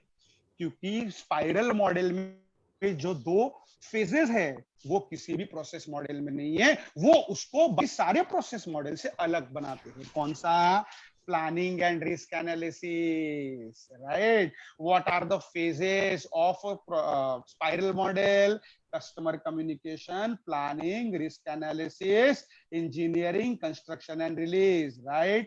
मतलब risk identification, right, is very important because अगर आपने risk को आइडेंटिफाइड नहीं किया होगा एंड सॉफ्टवेयर डेवलपमेंट स्टार्ट किया एंड इन बिट, जैसे सिंपल एग्जांपल ना बाबा, कोविड का ही ले लो ना। अरे अपन 13 मार्च 2019 तक कॉलेज स्कूल में जा रहे थे ना बाबा, 13-14 मार्च को अपने को पता चला ना एक हफ्ता छुट्टी है, बहुत मजा किया, ऐसा लगा मस्त एक हफ्ता छुट्टी है, धमाल। उसके बाद मालूम था क्या एक हफ्ते के बाद ये सब सिचुएशन होने वाला है? कितने हैरेस हो गए मेंटली, फिजिकली, सोचो। तो this type of risk are unpredictable risk and if such unpredictable risk occurs in the development of a software na, then software development stop. मैंने फेल नहीं बोला, फेल क्यों नहीं बोला? क्योंकि फेल हो गया, रीअटेम्प्ट करो, पास होगा। बट मैंने स्टॉप बोला। स्टॉप मतलब क्या रे? उठ ही नहीं सकता जगह से, स्टॉप बंद करना पड़ेगा, राइट? अरे यस और नो? तो कुछ रिस्क ऐसे होते हैं जो प्रेडिक्टेबल है। प्रेडिक्टेबल रिस्क कैसे होते हैं? आप बोलोगे सर क्या प्रेडिक्टेबल रिस्क, बोलो जरा एग्जांपल। ठीक है, डेवलपर ने बोला था कि 60 डेज में प्रोजेक्ट कंप्लीट हो जाएगा, ठीक है, 61 डेज में कंप्लीट हुआ, पता है थोड़ा सा होता है ये, राइट? जैसे एलओसी मतलब लाइन ऑफ कोड। जब डेवलपमेंट टीम ने बोला था कि the line of code for the project is से 20,000, ठीक है ना, 21,000 हुआ, ठीक है, कोई प्रॉब्लम नहीं। अच्छा, तो जो प्रेडिक्टेबल रिस्क होते हैं ना, उसका इंपैक्ट कम होता है, इंपैक्ट लो होता है, बट जो अनप्रेडिक्टेबल होते हैं ना, उनका इंपैक्ट हाई होता है। अब ये क्या, कैसे, डिटेल चैप्टर में पढ़ेंगे। अब यहाँ इतना ही समझो कि जब आप प्रोजेक्ट मैनेजमेंट के लाइफ साइकिल के प्लानिंग की बात करते हो तो वहां WBS होता है, वहां रिस्क एनालिसिस भी होता है, करेक्ट है। एंड जो थर्ड एक्टिविटी प्लानिंग में की जाती है, वो एक्टिविटी है वर्किंग प्रोसेस इज डिफाइंड। क्या है? Working process is defined. मतलब क्या प्रोसेस को फॉलो करना है, राइट? कौन सा गोल सेट करना है, वो भी डिफाइन किया जाता है, बराबर है। कौन से मॉडल को यूज करना है, कौन से अप्रोच को यूज करना है, वो सब कुछ प्लानिंग में होता है। प्लानिंग में शेड्यूलिंग होता है, प्लानिंग में कॉस्ट एस्टिमेशन होता है, प्लानिंग में रिस्क एस्टिमेशन होता है, सब कुछ चीजें प्लानिंग में होती है। And once the planning is completed, you can ensure that the developer मतलब जब प्लानिंग कंप्लीट हो जाएगा तो डेवलपर इतना इंश्योर रहता है कि मुझे आगे प्रोजेक्ट लाइफ साइकिल में पूरा रास्ता क्लियर दिख रहा है, right? That is nothing but planning, right? And next जो तुम्हारा तीसरा फेज है, right, that is execution, and execution is nothing but a implementation, बराबर है? Implementation and execution is one and same, right? तो execution is also called as implementation, point number 1. Second, the actual work. देखो, जब तक मैं बोलूंगा initialisation, जब तक बोलूंगा planning, everything is on paper, अब तक एक्चुअल कुछ आया नहीं है, सब कुछ पेपर पे चल रहा है. प्रोजेक्ट इंप्लीमेंटेशन स्टार्ट नहीं हुआ है जब तक कोडिंग स्टार्ट. एक पॉइंट याद रखता, एक पॉइंट आपको बता देता हूं यहां. पॉइंट नंबर 2 स्टेटमेंट बताता हूं, दोनों स्टेटमेंट एग्जैक्टली करेक्ट है. ध्यान दो, 2 स्टेटमेंट बताता हूं, बोथ आर एग्जैक्टली करेक्ट. आपको ऐसा लगेगा दोनों एक दूसरे को कॉन्ट्राडिक्ट कर रहे हैं, तो आप दोनों करेक्ट कैसे बोलते हो, जस्टिफाई करूंगा मैं. ध्यान दो. Point number 1, my statement number 1, जब तक कोडिंग या इंप्लीमेंटेशन स्टार्ट नहीं होता, ध्यान दो, जब तक कोडिंग और इंप्लीमेंटेशन स्टार्ट नहीं होता, मैं ये नहीं बोल सकता कि एक्चुअल सॉफ्टवेयर डेवलपमेंट स्टार्ट हुआ. मतलब ही actual software development starts as soon as coding starts. Statement number 1. समझा स्टेटमेंट नंबर 1 क्या है? स्टेटमेंट नंबर 1 समझा सबको? Yes, sir. Yes, sir. Yes, sir. जब तक कोडिंग स्टार्ट नहीं होता, मैं ये नहीं बोल सकता कि प्रोजेक्ट डेवलपमेंट स्टार्ट हुआ. पॉइंट नंबर 2, सॉफ्टवेयर डेवलपमेंट में एनालिसिस एंड डिजाइन, या यहां आप बोल सको till planning, analysis, requirement gathering, design and planning involves 60% of your project duration. 60% of your project duration. पहले स्टेटमेंट में मैंने बोला कि जब तक कोडिंग स्टार्ट नहीं होता, मैं ऐसे नहीं बोल सकता कि प्रोजेक्ट स्टार्ट हो गया. दूसरा स्टेटमेंट ये है कि जब तक प्लानिंग डिजाइनिंग कंप्लीट नहीं होता, या sorry, planning and design, analysis, planning, design complete करने के लिए 60% टाइम लगता है एक्चुअल डेवलपमेंट का. मतलब मेरा कोई प्रोजेक्ट है जो 10 दिन में कंप्लीट होने वाला है ना, 10 दिन में कंप्लीट होने वाला है, उसके एनालिसिस, डिजाइन एंड प्लानिंग को 6 दिन लगेंगे. मतलब कोडिंग 7वें दिन चालू होगा. कोडिंग 7वें दिन चालू होगा. समझा आपको दोनों स्टेटमेंट का मीनिंग? आपको लगेगा दोनों कॉन्ट्राडिक्ट कर रहे हैं, बट दोनों सही है. Yes, sir. पहला स्टेटमेंट, जब तक कोडिंग स्टार्ट नहीं होता एक्चुअल डेवलपमेंट नहीं स्टार्ट हुआ, क्योंकि एक्चुअल डेवलपमेंट क्यों स्टार्ट नहीं हुआ? जब तक कोई प्रोग्राम ही नहीं लिखा, जब तक कोई एग्जीक्यूटेबल इंस्ट्रक्शन ही नहीं है, how can I say that the project is started? नहीं. But coding is not at all time consuming. Testing is not at all time consuming. Coding, testing, deployment, maintenance is not a time consuming activity. Time किसको लगता ज्यादा? Time analysis, design and planning को लगता है, because organisation has a expert coder. Organisation expert programmer को coding के लिए recruit करते हैं. अभी आप बोलोगे सर फिर एक्सपर्ट रिक्रूट करते हैं तो जल्दी होना ही है. यस बेटा, एक्सपर्ट का मतलब होता है दे आर डोमेन एक्सपर्ट. ध्यान सुनो, दे आर डोमेन एक्सपर्ट. मैं ऐसा नहीं बोल रहा वो C++ जावा के एक्सपर्ट, डोमेन एक्सपर्ट. अभी अगर आपको समझना है डोमेन एक्सपर्ट मतलब क्या, एग्जाम्पल, कदर एग्जाम्पल ऑफ कारपेंटर. अगर आपको वार्डरोब बनाना है, कोई भी कारपेंटर का काम करना है, कारपेंटर क्या आता है आपके घर पे? मेजरमेंट का टेप लेके आता है, सिर्फ मेजरमेंट करता है एरिया को, आपको पूछता है क्या बनाने का, और आपको अप्रोक्सीमेटली कॉस्ट बता देता है इतना पैसा लगेगा. बराबर है? क्यों ऐसा बता देता है? बिकॉज वो जो कारपेंटर है ना, उसको उसके एरिया का, उसके डिसिप्लिन का, उसके डोमेन का फुल नॉलेज है। तो कोडिंग में ऐसे एक्सपर्ट रहते हैं कि सपोज मैं बोलूंगा किसी प्रोग्राम को, मॉड्यूल को इंप्लीमेंट करना है जावा में, तो जावा के इतने इन एंड आउट वाले एक्सपर्ट रहेंगे, उनको डिजाइन को इंप्लीमेंटेशन में कन्वर्ट करना is not a big deal. तो ज्यादा टाइम कहाँ लगता है? डिजाइन तक, प्लानिंग तक। क्यों?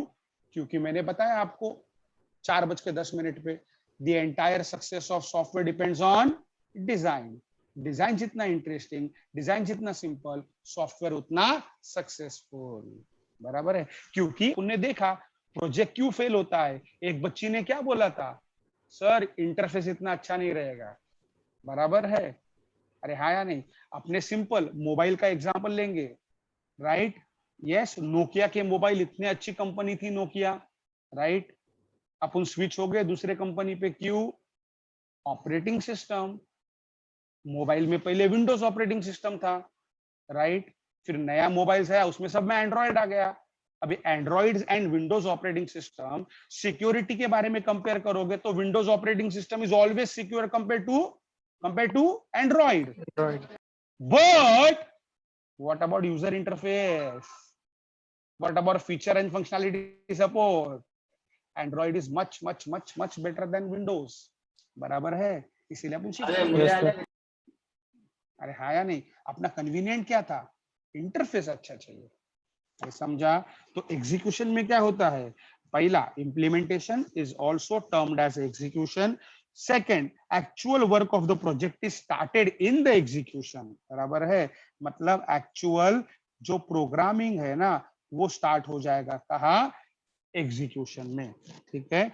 फिर required software, required hardware, required platform, right, is selected in the execution. मतलब यहां बोल सकता हूं सॉफ्टवेयर एंड हार्डवेयर जो सिलेक्शन है वो सब यहाँ होता है एग्जीक्यूशन के फेज में, राइट? अब एग्जीक्यूशन स्टार्ट करेंगे, राइट? तब होता क्या है? द एग्जीक्यूशन और implementation ensures the answers of following question, right? कौन सा question? Question number 1, all resources are being tracked। मतलब जब कोडिंग मुझे चालू करना है ना, तो सबसे पहले मैं पूछूंगा कि जो भी रिसोर्सेस लगने वाले हैं वो सारे अवेलेबल है क्या? Second, is project on time? Is project on budget? Is there any changes required for the project? Is it the actual design is converted into a program code? Is ensured in the execution phase? बराबर है? अरे yes or no? जो चौथा phase है Yes, sir. बोलते हैं इसको बोलते हैं कंट्रोल फेज। बराबर है? Control this and this fifth is a closure. These two phases are important in the perspective of project management. क्यों रे? क्यों? Because control क्या होता है? कंट्रोल यहाँ पिक्चर में आएगा कौन? यहाँ पिक्चर में आएगा project manager, because this entire activity is controlled by a project manager by using KPIs. What is KPI? Key performance. क्या है? की परफॉर्मेंस इंडिकेटर, राइट? अपने पूरे सॉफ्टवेयर डेवलपमेंट में हर एक चीज बराबर चल रही है कि नहीं, ये चेक करने के लिए एक स्टैंडर्ड मेंटेन करता है, एक स्टैंडर्ड डेवलप करता है project manager. That standard are called as KPI. What is KPI? Key performance indicator. मतलब if these indicators are satisfied by our project, then our project will deliver then our process will deliver a quality project. बराबर है? Suppose if any changes required in the development process, that decision will be taken by project manager in the control phase. बराबर है? तो control very important phase of the project management. And जो last का phase आता है that is the closure phase. बराबर है. तो closure phase involves the formal review report, involves formal review report of the project. मतलब इसमें प्रोजेक्ट का रिव्यू रिपोर्ट लिया जाता है. मतलब प्रोजेक्ट क्या सारे पैरामीटर पे सेटिस्फाइड लेवल पे काम करता है कि नहीं, उसको बोलते हैं रिव्यू रिपोर्ट. दो कंसेप्ट होते हैं, preview and second is review. Review matlab it is like a audit. After completion of the process we need to check whether the process is followed properly or not. उसके लिए एक review report होता है, right, जो closure में आता है, right. So a closure involves formal project review report which involves, I can say that, the formal acceptance, which involves formal acceptance of the project by the end user. So it involves final acceptance of the project by customer, right? Yes. And finally the project manager writes a closure letter indicate that the project is successfully completed to the higher authority, right. मतलब ये तुम्हारे phases है किस चीज के project management के. So it is a life cycle of the project management. Correct है.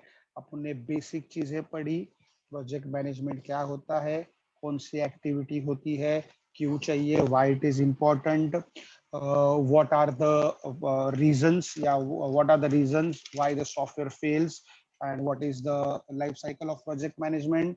और थोड़ा आगे जाके मैंने स्टेक होल्डर्स के बारे में आपको बताया. वहां भी यूनिट नंबर छोटा कंसेप्ट है कि what are the stakeholders involve in the software project management activities. As per syllabus there are 3 stakeholders. Matlab there are the 3 categories of stakeholder they have mentioned in the syllabus. There are 3 categories of stakeholders. They are involved in the software project management process. पहले को बोला गया है internal. अब internal में उन्होंने बोला है it can be a project manager, it can be a team member, right, because they are internal. Second बोला है इन बिटवीन मतलब can be customer, can be user, can be sponsor, can be financial resource provider, can be supplier, can be raw material provider. And third is external. What is external? It is a people or group of people not directly related to the project is called as the third party. This is the external stakeholder of the software project management activity. They are not directly affected, but they are influenced by the progress of the software. तो मैंने पहले ही आपको बता दिया था कि पूरा software पूरा स्टेक होल्डर्स में कौन कौन आते हैं. तो ये बेसिक कंसेप्ट अपन ने अभी पढ़ा. कुछ समझा नहीं आपको? ऐसा है कुछ समझा नहीं? No sir. समझा सर. सबको any doubt any difficulty any query? No sir. सबको? Yes, sir. समझा. Yes sir. Okay.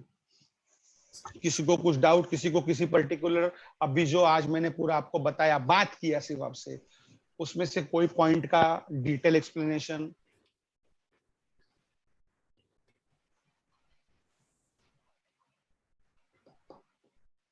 If anyone wants, otherwise it's okay, no problem. No, sir. Understood. पक्का? Yes, sir. Yes, sir. ओ, ठीक है. फिर अपन एक काम करेंगे, अभी तो लास्ट के 15 मिनट्स बाकी है. तो unit 1 software project approach, unit 2 का फर्स्ट टॉपिक है, बिकॉज वो पहला Sir, क्यों लेना है। हाँ बोलो बोलो बोलो, बोलो। सहा वाजता म्हणजे कॉलेजची मीटिंग सुरू होणार आहे सर रिगार्डिंग टू हाँ, प्रोजेक्ट. नहीं नहीं ठीक है, वो नो इशू, मैं उतना टाइम नहीं लूंगा बेटा। अपना 4 to 6 है ना, तो 5 मिनट जल्दी छोड़ूंगा, टेंशन मत ले, इतना टाइम नहीं लेते हम लोग, ठीक है। ओके हाँ ठीक है। तो कंसेप्ट ये है कि पहला अगर अपना फ्लो कैसे रहेगा, तो पहला मैं चालू करूंगा selection of an appropriate project approach. कौन से रिक्वायरमेंट को कौन से एनवायरमेंट में कौन सा प्रोजेक्ट अप्रोच सुटेबल है। इनफैक्ट पहला कितने प्रोजेक्ट अप्रोच होते हैं, कौन से एनवायरमेंट में कौन से रिक्वायरमेंट के ऊपर कौन सा सिलेक्ट करने का। एंड जब आपको सारे के सारे प्रोजेक्ट अप्रोच पता चल जाएंगे, मतलब आपको सॉफ्टवेयर डेवलपमेंट के बारे में इन आउट पता चल जाएगा। एंड जब इन आउट पता चल जाएगा, तो वहां प्रोजेक्ट मैनेजर का क्या रोल है, सॉफ्टवेयर प्रोजेक्ट मैनेजमेंट क्यों चाहिए, फिर वो पता चल जाएगा। ठीक है, तो ठीक है, अभी आज 15 मिनट जल्दी छोड़ देता हूँ, बट ये बाद में वसूल लूंगा मैं कभी ना कभी, तो ठीक है। क्योंकि जो अप्रोच है वो एक अप्रोच बताया एंड कंप्लीट हो गया ऐसा नहीं, नेक्स्ट टाइम अपन सारे के सारे अप्रोच पढ़ेंगे विद कंपैरेटिव स्टडी। ठीक है, Yes, sir.